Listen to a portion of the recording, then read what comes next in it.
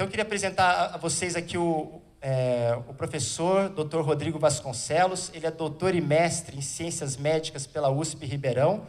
Ele é pesquisador de nível pós-doutorado do Programa de Reabilitação e Desenvolvimento Funcional, aqui da Faculdade de Medicina de Ribeirão Preto, USP. Ele é pós-graduado em Fisioterapia do Esporte aqui pela Unimap. É fellow em Fisioterapia Esportiva pela Universidade de Pittsburgh, nos Estados Unidos. É coordenador do Centro Avançado de Fisioterapia do Instituto Wilson Mello de Campinas e realiza pesquisas clínicas relacionadas à elaboração de sistemas de diagnóstico cinético funcional e tratamento fisioterapêutico nas lombalgias e cervicalgias baseado no sistema de classificação em subgrupos. O tema a ser proferido aqui pelo Rodrigo é dor lombar inespecífica. Nós estamos fazendo progresso com a metodologia de subgrupos. Rodrigo, obrigado por ter aceito o convite. Para mim é uma verdadeira honra aqui poder tê-lo aqui ao nosso lado, tá? Obrigado mesmo. Eu que agradeço, meu grande amigo Adriano, a gente juntos nessa jornada aí uns 20 anos, somos colegas de faculdade e, na verdade, a gente não tem nem palavras para agradecer ao incentivo de eventos científicos para todo mundo pensar junto sobre o que nós estamos fazendo, o que nós estamos errando, o que nós estamos acertando para poder melhorar a nossa profissão. Obrigado mesmo também à organização da Cefisa, que eu vejo que é uma empresa de fisioterapeutas aí obstinados pela educação de pacientes, então agradeço vocês também pelo convite e pela organização. Bom, o professor Adriano pediu especificamente esse tema, a respeito se a gente está fazendo ou não progresso em relação aos modelos de subgrupos, né? Para responder essa pergunta, a gente tem que primeiro responder onde que nós estamos. Eu acredito que nós estamos diante de hoje de um grande desafio, apesar dos 30 anos de evidência e de progresso na fisioterapia em termos de tecnologia. O professor Léo Costa, numa aula fantástica, que sempre me inspira quando eu vejo, demonstra que a gente, evidentemente, está perdendo essa guerra se nós formos ver o papel que o fisioterapeuta tem na dor lombar, né, e na dor cervical também. Né? Então, tanto o Global Burden of Disease 2010-2013 demonstrou que, aqui nós observamos nessa linha vermelha, isso aqui é o último Global Burden of Disease que saiu, são as 10 patologias que mais provocam incapacidade. Aqui são todos os países ricos, em vermelho é a dor lombar, em amarelo é a dor cervical, e aí se percebe o Brasil, a dor lombar é a primeira incapacidade, assim como em países de primeiro mundo. A gente observa que nesses 30 anos o número de requisição de exames de imagem cada vez aumenta, e o número de cirurgias de artrodese cada vez aumenta, apesar dos grandes avanços na fisioterapia. A gente sabe que, infelizmente, a gente tem uma falha na comunicação entre profissionais. Se você tem uma lesão do LCA no joelho, um leigo, ele sabe quem ele vai procurar um ortopedista, que vai pedir uma ressonância. Se tiver lesão do LCA, ele joga bola, ele vai fazer reconstrução, provavelmente, ele vai no fisioterapeuta, o fisioterapeuta reabilita e ele volta ao esporte. E se tem uma dor lombar, quem que o leigo procura? Ele procura, dentro da parte médica, todos esses especialistas recebem pacientes de dor lombar, todos, semanalmente. Pergunte a medicação, se eles dão uma medicação igual, parecida, em termos de princípio ativo. Pergunta a indicação de exames por imagem. É tudo misturado, tudo diferente. Nunca tem um padrão comum de informação ao paciente. E na nossa profissão, na físio, parece guerra. Eu acho que um dia a gente vai sair na mão em qualquer congresso. A gente tem mais de 25 procedimentos, cada um, especificamente, a gente tem fisioterapeutas que trabalham só com um procedimento, tem fisioterapeutas que trabalham com vários procedimentos, e só nas discussões que a gente tem no Facebook, se fosse discussão ao vivo, eu acho que às vezes sairia em vias de fato, algumas vezes. Mas isso mostra, na verdade, uma falta de consenso na informação que o leigo, que o paciente recebe, tanto da parte médica como da parte da fisioterapia. E os números estão mostrando que nós estamos perdendo feio essa guerra em relação à incapacidade. E aí a pergunta fica, tem um procedimento, então, que seria o procedimento mais eficaz de todos? Se fosse uma luta de MMA, que a gente vê diferentes artes marciais, existe a arte marcial mais eficaz de todas? Então, a gente, infelizmente, tem alguns estudos que são depressivos, e alguns deles vêm lá do professor Léo Costa, o Maher. Esse estudo, eu lembro que o pessoal de Pittsburgh ficou muito depressivo com esse estudo e incentivou muito mais eles fazerem estudos de subgrupos, porque não é possível a gente continuar estudando a mesma metodologia, especificamente só de estudo prospectivo randomizado com monoterapias. Esse é um estudo que tem escala Pedro 9, de 0 a 10. Escala Pedro 9 é tão rara de se ver, só vê só nesse estudo, ou no estudo do doutorado do professor Léo. É um estudo que mostrou ou fisioterapeuta direcionado pelo fisioterapeuta prescrevendo exercício, ou apenas conselho para o paciente que ele tem que fazer, ou os dois. Na verdade, mostrou que conselho e fisioterapia é um pouquinho acima que placebo. Assim, são resultados que a gente até fica depressivo. Não é possível que tudo que eu faço, eu sou com o meu paciente durante 1 hora, várias semanas, é igual, ou uma pessoa dá conselho, é igual, e os dois são um pouquinho melhor que placebo. Você fica um pouco revoltado em relação a isso. E cirurgião, então? Cirurgião estuda 6 anos, faz 4 de residência, tem risco de morte e tudo mais para cirurgia de hérnia discal. Aí você mostra esses estudos para eles querem te bater também. Ou seja, um paciente que está agonizando com dor na perna, dominante por radiculopatia, se ele operar, ele começa ficando bom nos primeiros 4 meses. A partir dos 4 meses, chegou 1 ano, comparado com qualquer tipo de tratamento conservador. São tratamentos conservadores generalizados. Não tem diferença quem operou e quem não operou. Ou seja, você também deixa muito bravo médicos cirurgiões. E eu já tive paciente que eu não consegui melhorar, ele fez a cirurgia, ele ficou 0. Né? Então, a questão que se coloca em estatística é que existia um problema que se chamava, estatística chamava True Mean Effect, e o True Mean Effect seria basicamente isso. Se você aplica uma monoterapia, seja qualquer uma delas, 3.000 pessoas, vamos manipular todas elas, tá? Tanto aguda como crônica. Sempre vai acontecer a mesma coisa. Um grupo vai melhorar muito, você vai ser herói em poucas sessões. Outro grupo vai piorar, vai falar, eu estou pior do que a outra vez, eu acho que agudizou um pouco. Outro grupo vai falar assim, cara, estou um pouquinho melhor sim do que eu fui aí, mas está muito longe de eu ficar bom. E outro grupo vai falar assim, já fiz umas 3, 4 sessões, cara, está exatamente igual. O problema é que quando você mistura as pessoas que melhoraram muito com as outras pessoas que, basicamente, teoricamente, não eram para receber aquela intervenção, você vê que daí o P ele fica maior que 0,05, assim, colocando o famoso P, ou seja, não tem diferença entre os grupos, porque você mistura quem era para receber, quem não era para receber, depois você compara com o grupo controle, não há diferença estatística. Então, baseado nesse problema, foi tido uma ideia, uma nova tendência em fazer pesquisa que se chama classificação de subgrupos, no qual são várias metodologias de pesquisa que se queria observar com diferentes procedimentos, não é criar nenhuma técnica não se cria mais, mas apenas observar qual indivíduo poderia melhorar mais rápido, ou por que ele melhora mais rápido com aquela intervenção. Você isolar esse grupo e entender se algum fisioterapeuta ou até médico em relação à área deles poderia identificar no exame físico ou na consulta se aquela intervenção seria específica para aquele paciente. Então, surgiu modelos e métodos de classificação de subgrupos. E há 15 anos ele tem sido na ciência o foco principal. Alguns trabalhos como esse colocando estudos de revisões, mostrando que as pesquisas em subgrupos são consideradas o santo graal hoje da ciência, do ponto de vista, principalmente, do tratamento conservador da coluna vertebral. A gente vê até mudanças de conduta, né? O congresso que teve ano passado, o International Back Pain Forum, que foi organizado pelo professor Léo Costa, os maiores pesquisadores do mundo em coluna vieram aí, e você fica surpreso quando o Paul Hodges, que foi o precursor do controle motor da estabilização, dizendo que, poxa, precisa a gente parar de ficar insistindo em uma só técnica. Realmente, eu acho que os estudos têm que ir em direção a subgrupos, mostrando uma tendência a talvez encontrar resultados. Porém, quando a gente fala em subgrupos, talvez a gente tenha que ser um pouco distinto, porque colocando a classe médica e colocando a classe fisioterápica, tem mais de 37 modelos de subgrupos para poder classificar o paciente, e a gente entrar na mesma confusão. Quando a gente fala em fisioterapia, somente 5 sistemas utilizaram estudos prospectivos randomizados para poder desenvolver métodos de classificação e intervenção de subgrupos. Né? Seriam esses, o Mackenzie, que é o primeiro e é o pioneiro, o professor Delito, que é o sistema TBC, a Sharman, que também é muito antiga e é pioneira nos Estados Unidos, e é referência, o professor Sullivan, que é uma metodologia nova, que é pacientes crônicos com dor idiopática, e o Jonathan Hill, que é um programa basicamente de estratificação de risco. Eu fui treinado nesse modelo, eu tenho um bias grande, que é o modelo TBC, que está se desenvolvendo. Ele foi desenvolvido pelo professor Anthony Delito e por um quiropata e fisioterapeuta, que na Universidade de Pittsburgh é muito misturado quiropraxia com fisioterapia, e por isso que a terapia manual lá é muito forte. E eles geraram estudos, na verdade, na escala Pareto na escala Pedro eram baixos, eram há 18 anos atrás, era escalas nota 4, estudos prospectivos randomizados com curto período.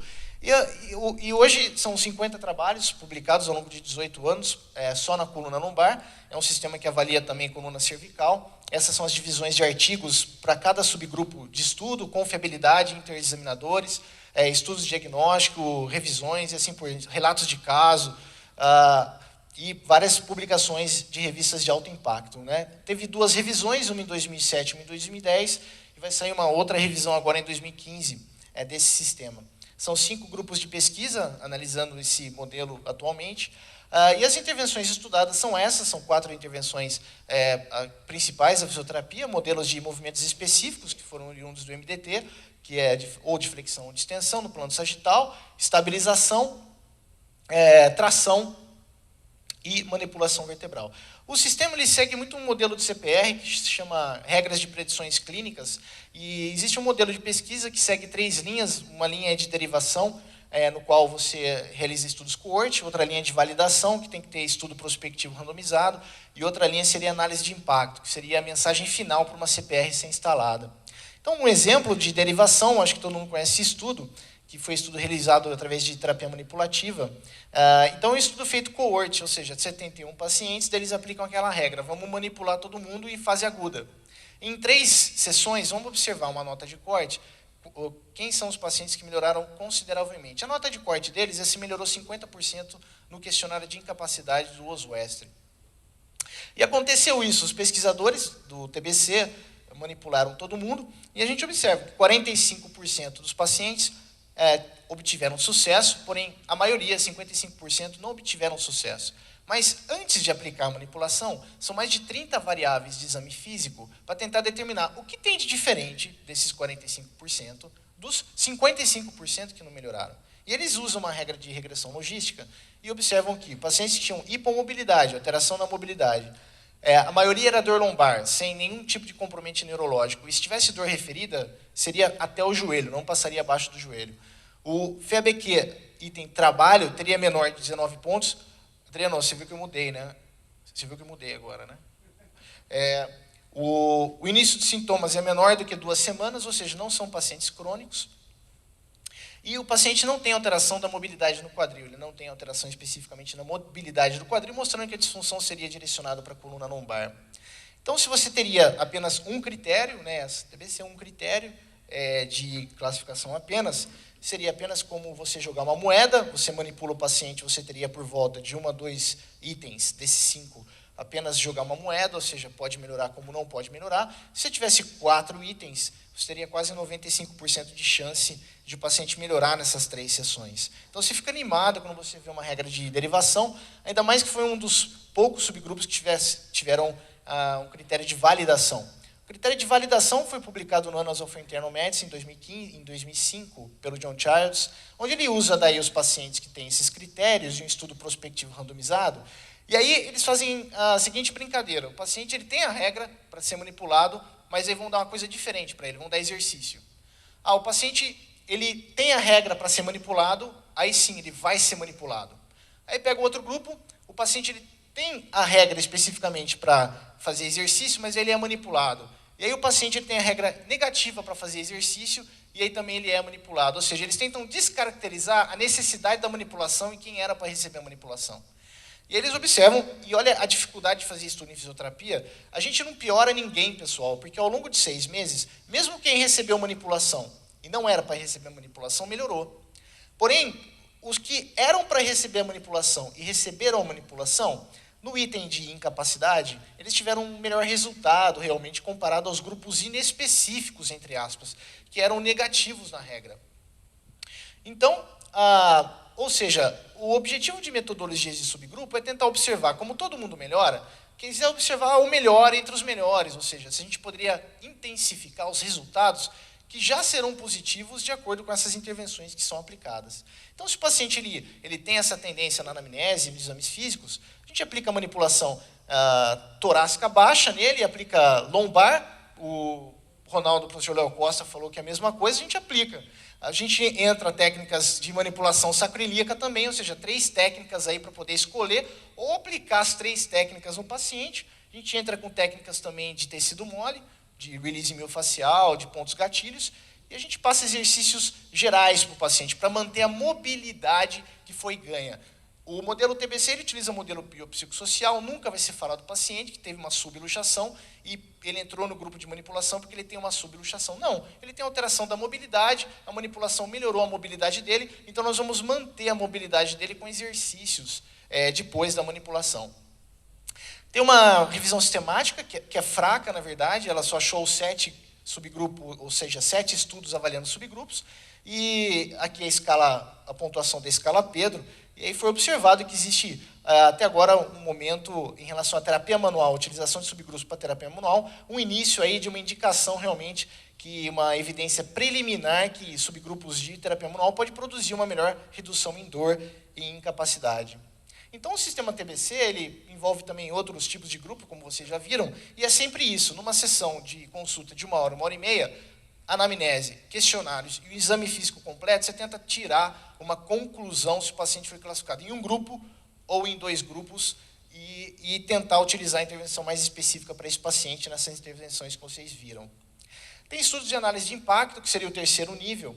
Até agora tem alguns estudos prospectivos randomizados. Esse estudo foi em trabalhadores com dor aguda e foi observado que quem utilizou o TBC voltou. Um número maior de pacientes voltou mais rápido ao trabalho, em 4 semanas, quem usou o TBC ou quem usou guidelines, e teve uma tendência a gastos menores com saúde. Houve um outro estudo prospectivo randomizado, 2006, pelo Brennan, também utilizando quem utilizou modelos que não eram específicos e utilizou subgrupos, são 73 e 50 pacientes, e observou que no Oswestry teve uma diferença significativa com 1 ano de quem utilizou os modelos de classificação. E para dor lombar crônica? Os subgrupos ele foi inicialmente desenvolvido para dor aguda e dor subaguda. Para dor lombar crônica, o grupo do Apeldoorn publicou um trabalho em 2012 na Spine, onde ele comparou com o sistema que é muito casca-grossa, que a gente chama, que é o sistema de guideline holandês. O sistema de guideline holandês ele foi criado a partir de revisões sistemáticas, como o professor Léo Costa disse, e utilizou o que há de evidência nível 1 para o sistema de saúde público da Holanda, onde o fisioterapeuta tem acesso direto. Então, envolve o modelo total biopsicossocial, envolve controle motor, estabilização e educação do paciente e terapia manual. Foi utilizado um estudo prospectivo randomizado só em pacientes crônicos, e não houve diferença entre o TBC e o modelo da Holanda. A Holanda quis saber se ela queria trocar o modelo de guideline dela pelo TBC. Então, não houve diferenças, os dois melhoraram significativamente, não houve diferença entre os modelos. A única coisa interessante que foi observada é que nos desfechos primários, quando o paciente tinha uma clara classificação em um grupo, ou seja, ele acertava certinho em um grupo, ele, depois dos 6 meses, até os 6 meses não tinha diferença, e quando era analisado com 1 ano, quem era dos subgrupos e tinha uma classificação clara, ele continuava melhorando. E o guideline começava a perder a evolução ou a melhora clínica do guideline holandês, tanto para percepção melhora global do paciente, como para incapacidade. Os próprios autores colocaram isso, porém a conclusão do estudo é que não houve diferença. E não houve diferença em relação ao custo-benefício. Tanto o guideline holandês, ele teve o mesmo custo que a classificação em subgrupos para pacientes crônicos. Esse guideline, como mostrei para você, ele é bem difícil. Um outro estudo tentou comparar um grupo intensivo de fisioterapia com fortalecimento com o guideline holandês e também não houve diferença para pacientes crônicos, sendo um guideline muito efetivo. Uma outra maneira especificamente foi demonstrada do grupo de flexão do TBC, o professor Delito publicou, comparando com a estenose do canal vertebral degenerativa, o grupo de flexão, e foi observado que o grupo de flexão do TBC demonstrou os mesmos resultados, os mesmos benefícios que a cirurgia, e evidentemente um tratamento conservador, porém, os pacientes de estenose, 15% têm morte, então evidentemente que fica uma tendência maior, e o valor da fisioterapia contra as cirurgias para estenose degenerativa, utilizando totalmente o protocolo de flexão do grupo de TBC, que é para estenose. Quais são as limitações dos subgrupos de TBC especificamente? É que a regra de derivação, como a gente mostra, tem um grupo de pacientes, você pega 3.000, e você vê que 100 pacientes apresentam uma característica específica de melhora. Porém, será que o mundo inteiro vai responder os 6 bilhões de pessoas igual ou igualzinho a esses 70, 80 ou 150 que melhoraram? Essa é uma pergunta bem difícil relacionada à cultura, relacionada à raça, relacionada à etnia e assim por diante. Por quê? Porque quando você coloca essas fases de pesquisa clínica, tem demonstrado que os estudos de derivação, eles têm sido publicados com alta qualidade metodológica. E os estudos de validação e de análise de impacto têm sido com qualidade metodológica baixa e moderada. E isso faz muita diferença para a gente achar um CPR adequado. Essa revisão sistemática só especificamente sobre CPR coloca isso. Para você colocar especificamente um CPR que avaliaria ou validaria satisfatoriamente, você precisa de grandes estudos clínicos com 2.000 a 3.000 pacientes para achar a regra que você ficaria sossegado se não tem um viés específico a respeito daquele grupo de 70, 80 pessoas a respeito disso. Eu mostro para vocês bem claro qual é esse problema que deixa os clínicos confusos quando você usa um N pequeno. Por exemplo, o subgrupo de tração, que é o nosso subgrupo mais especificamente desesperado por evidência, não há nenhuma, tá? Eu não consigo me agarrar nenhuma.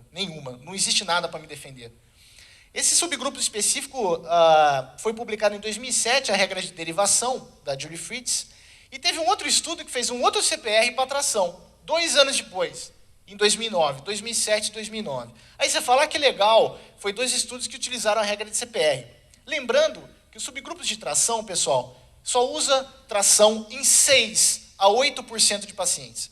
De novo, é tão raro, é de 6 a 8% dos pacientes. Não usa tração de forma metodológica. No grupo de Singapura, achou a mesma coisa, 6,9% de pacientes que se encaixaram no CPR, que melhoraram significativamente com a tração. Então, antes de aplicar a tração, olha a quantidade de variáveis que foi investigada para tentar descobrir o que tem de diferença estatística para saber quem era candidato à tração. Mas aí, eles usaram curva ROC na Singapura para ver onde que tinha diferença. Mas quando daí eu comparo o grupo de Singapura com o grupo do TBC, dá uma olhada. Número N diferente, design de estudo diferente, um era cohort, outro era prospectivo randomizado. A tração era diferente, uma em decúbito dorsal, outra em decúbito ventral. O número de sessões, semanas, força, tipo de tração, tudo diferente. Dá uma olhada nas regras de predições clínicas. O FABQ foi menor que 21, não tinha déficit neurológico, idade maior que 30 anos e trabalho não manual. No da Fritz, tinha sinal neurológico positivo, o Cross-Laseg era positivo, tinha dor na perna predominante, tinha ausência de centralização e tinha distalização na extensão. Poxa, mas se eu tenho piora com a extensão, aí eu vou pôr o paciente numa tração em extensão, então você fica pensativo. Ou seja, não dá para você tirar essas conclusões quando o CPR tem um N muito pequeno. E a gente tem que ter uma visão crítica disso. Outros modelos de subgrupo, como o Startback, que é um prognóstico de risco, ele foi tido como se fosse o novo iPhone na fisioterapia. Ele foi feito por um fisioterapeuta que publicou na Lancet. E foi feito um estudo muito grande, com um N muito grande. E é um estudo de estratificação. Estratificação, ou seja, se eu consigo identificar pacientes que na consulta eles têm uma grande probabilidade de se tornarem crônicos, eles têm fatores psicossociais, de catastrofização, de medo, de insegurança, de questões emocionais relacionadas ao problema da coluna, que eu tenho que ter uma intervenção diferente. Então foi feito um questionário específico para o fisioterapeuta identificar esses pacientes em baixo risco, médio risco e alto risco, e observou que os pacientes que eram classificados em alto risco, médio risco, e os fisioterapeutas foram treinados por psicólogos em abordagem cognitiva comportamental com esses pacientes, a melhora clínica foi significativa em comparação com os pacientes que não receberam essas intervenções baseadas em modelo de seleção. E ele demonstrou também um critério de prognóstico, foi publicado na JOSPT, onde se o paciente tem pontuação de alto risco, ele tem uma predição de 6 meses, realmente ele está pior ainda, ele tem uma evolução mais lenta. A gente validou esse questionário, minha sócia, Bruna Pius, que vai falar com você, uma fisioterapeuta espetacular, teve um trabalho hercúleo para poder traduzir e fazer a confiabilidade desse questionário. O Filipinho sabe também que é isso pelo Orebro, quase morreu. Só que tem uma questão específica, o pessoal acha que essa dificuldade nossa, que é apenas pegar um questionário que nem o Oswestry, você aplica de 0 a 100% e você vê, tem 60%, tem alta incapacidade. Esse questionário é completamente diferente, porque ele envolve uma metodologia de tratamento. Ou seja, tem alto risco, tem médio risco, você vai fazer o quê com o paciente? Tem que ter treinamento com psicólogo específico em dor e com terapia cognitiva comportamental direcionada para o paciente de fisioterapia. Então, nós passamos por 8 semanas de treinamento com psicólogo em terapia cognitiva comportamental, especialista em dor, para quando esses pacientes tiverem essa classificação, aí você começar a mudar a abordagem. Não é só um questionário aplicar. Aplicou, tem alto risco, o que você vai fazer? Você tem que ter treinamento em terapia cognitiva comportamental em paciente crônico. Por isso que o TBC está incluindo esse questionário, a gente já está fazendo isso. Ou seja, se o paciente ele realiza toda a avaliação do TBC, ele é classificado como Yellow Flag, mesmo assim a gente faz a classificação, a gente tenta a classificação. Se ele for classificado, ele vai receber a classificação ou a intervenção do grupo 1, ou dos 2 grupos, mas com a abordagem da terapia cognitiva comportamental. Se ele não for classificado, se ele não é mecânico, ele vai receber um grupo comum de técnicas ou de fisioterapia, mas com a abordagem específica de terapia cognitiva comportamental. Ou seja, ele foi classificado ou não foi classificado. Não importa que é dor crônica, não importa que tem 15 anos. Tem muitos pacientes que são mecânicos. O estudo do grupo do TBC, do Mackenzie, do MDT, demonstrou o valor da avaliação mecânica.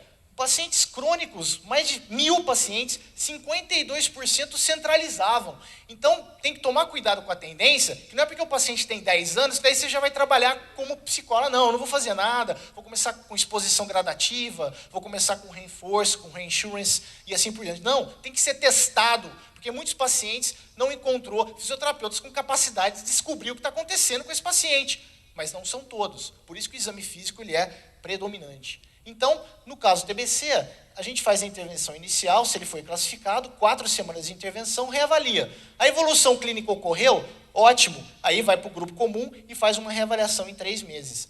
Porém, se o paciente ele é Yellow Flag e é dor crônica verdadeira, ou seja, longo tempo de sintomas, impossibilidade de observar padrão mecânico, catastrofização, impossibilidade de classificar no TBC, autoquestionário do FEABQ, médio e alto risco no Start-Back, crenças irracionais, aí esse paciente realiza um modelo de dor crônica, ou seja, 100% biopsicossocial. A gente ensina educação em neurociência, utiliza a regra de 20% a 80% de terapia manual e estabilização, o mais rápido possível chegar somente na fisioterapia ativa desse paciente, se ele não foi classificado em nada, e exercícios aeróbios e ergonomia para esse paciente. Ou seja, vai utilizar todo o critério da terapia cognitiva comportamental e o paciente tem que ser ativo no tratamento, ele não pode ser dependente do fisioterapeuta, de nenhuma forma. E o fisioterapeuta tem que ensinar isso para o paciente. Então, a gente usa vários modelos, um deles é a exposição gradativa e assim por diante. Outro modelo fantástico, que eu também tenho um bias, a gente tem o maior representante aqui do Brasil, junto com o professor José Liberato, o Vicente Henneman. Eu sou credenciado nesse grupo, estou apenas iniciando os estudos no Mackenzie, porém já é um grande bias, porque mudou completamente a avaliação que nós fazemos hoje no nosso grupo. Ele é o primeiro método de avaliação em subgrupos, valorizando o conceito da centralização. Ele que ingressou esse modelo que é usado por médicos e fisioterapeutas, e ele demonstrou que se o exercício é feito na direção específica, através de estudos prospectivos randomizados, ele é superior em resultados. Ele demonstrou que ele é superior a resultados de eletroterapia. Ele demonstrou que ele é superior a back school para incapacidade. Foi o próprio estudo do professor Léo Costa. Ou seja, é um estudo de subgrupos, é um modelo que deve ser utilizado. Outro modelo que é o Ney, que utiliza muito, tive o treinamento com o professor Peter O'Sullivan, o Ney fez 2 vezes esse treinamento, e é um modelo que para paciente dor crônica, inespecífica, não mecânica, é uma abordagem que eu acredito que veio para ficar. Essa foi a classificação em 2005, é um modelo que utiliza ou classificações por impairment por controle, ou seja, disfunção de controle ou disfunção de movimento, e já tem 2 estudos prospectivos randomizados demonstrando que vale a pena utilizar nesse modelo especificamente de pacientes, na minha visão. Então, eu acredito que os subgrupos no futuro, ele já demonstrou coisas muito significativas. Uma é que ele é diferente do diagnóstico médico, e isso dá uma identidade do fisioterapeuta. Ou seja, eu posso ter 20 pacientes com diagnóstico médico de hérnia discal L4, L5, e cada um vai entrar em grupos diferentes. O que importa é a avaliação do fisioterapeuta, não importa o diagnóstico médico. ele demonstrou que você organiza equipes. Se você trabalha sozinho, você pode ser um artesão. Você tem a marca na sua sala, você quer utilizar tantos tratamentos que você quiser, você trabalha sozinho no seu consultório, e você pode utilizar a arte. Eu acredito que até subgrupos dificulta isso para você, porque você quer ter uma visão criativa.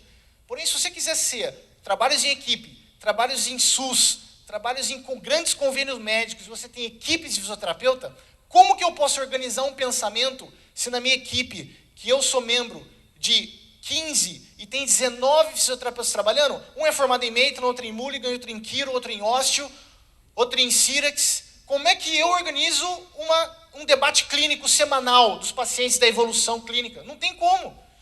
Eu consigo unir uma equipe se eu tiver um raciocínio específico para poder discutir com médicos e com os meus pacientes. E com equipes multiprofissionais. Na clínica singular, onde é uma clínica de dor, onde eu trabalho 3 vezes por semana, todo enfermeiro, médico, sabe subgrupos. Ele sabe o que eu estou falando, ele sabe o que é classificação mecânica de um paciente. Fica mais fácil conversar com o paciente especificamente. Dá uma olhada especificamente no sucesso do MDT. Se você utiliza modelos de subgrupos e a conversa fica padronizada, é um sistema que é difundido em mais de 30 países. Nos Estados Unidos é o modelo de subgrupos mais difundido. Se você quebrar sua perna aqui no carro, na rua, em Ribeirão Preto, você vai ser tratado e classificado a sua fratura por um sistema chamado AO, que é da Fundação AO, que tem mais de 100 mil países, 12 mil cirurgiões. Uma fratura de fêmur, de colo de fêmur, tem mais de 5 classificações. A AO, ela uniu isso.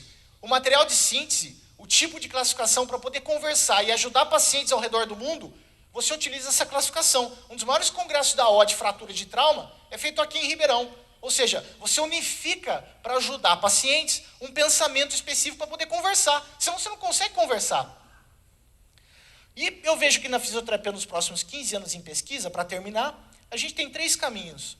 O primeiro são as diferenças em relação a subgrupos e tratamento unimodal em relação a resultado e custo-benefício. Ou seja, o primeiro caminho, o tratamento de subgrupos, ele se implementa, independente deles, ou seja, igual a um tratamento de antibiótico. O médico, ele faz o diagnóstico, qual bactéria você tem. E qual classe de antibiótico vai matar aquela bactéria. Ele não vai tratar todo mundo com cefalexina. Eu não posso tratar todos os meus pacientes com dor lombar com acupuntura. Então, evidentemente, ou seja, se os subgrupos forem instalados, vai ser o valor do fisioterapeuta como especialista. Ou seja, é um sniper.